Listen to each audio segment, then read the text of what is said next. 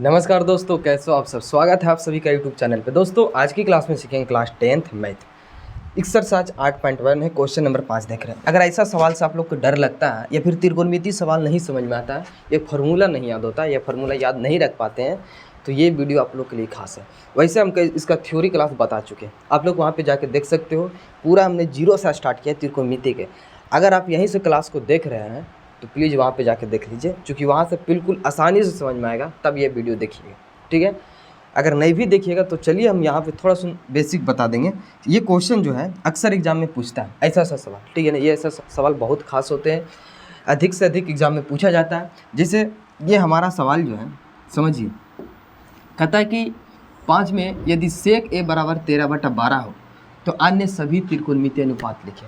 यानी ये जो दिया गया है ये 13/12 दिया गया, ठीक है। यानी एक त्रिकोणमितीय अनुपात दिया, ध्यान से समझिए। ये सिर्फ सेक होता है। हम लोग जानते हैं कि त्रिकोणमितीय अनुपात साइन, कोस, टैन और सेक होता है, और कोसेक होता है, कोट होता है, और ये सेक तो इसमें हो गया।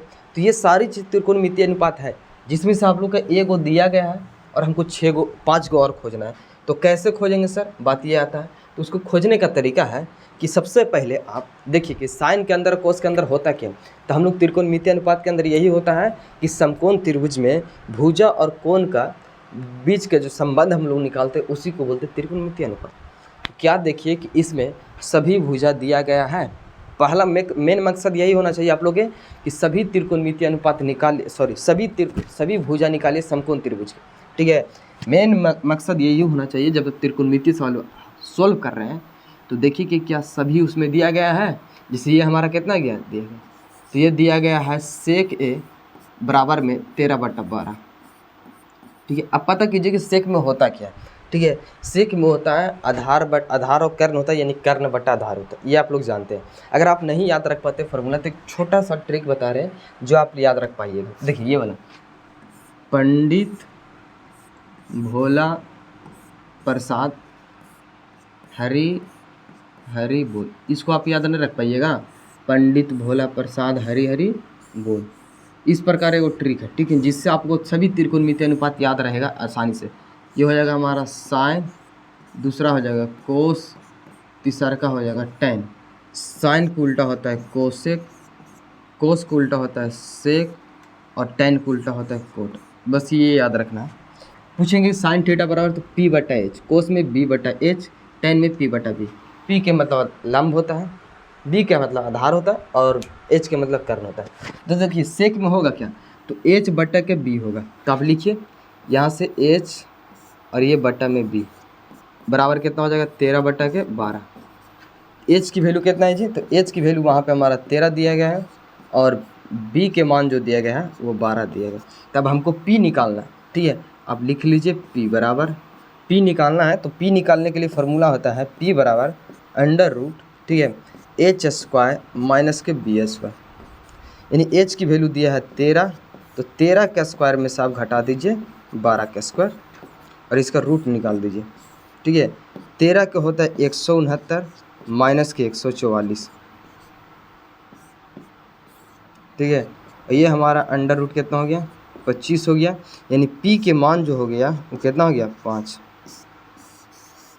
ठीक है। तो आप लिख सकते हो कि P के मान यहाँ पे 5 है।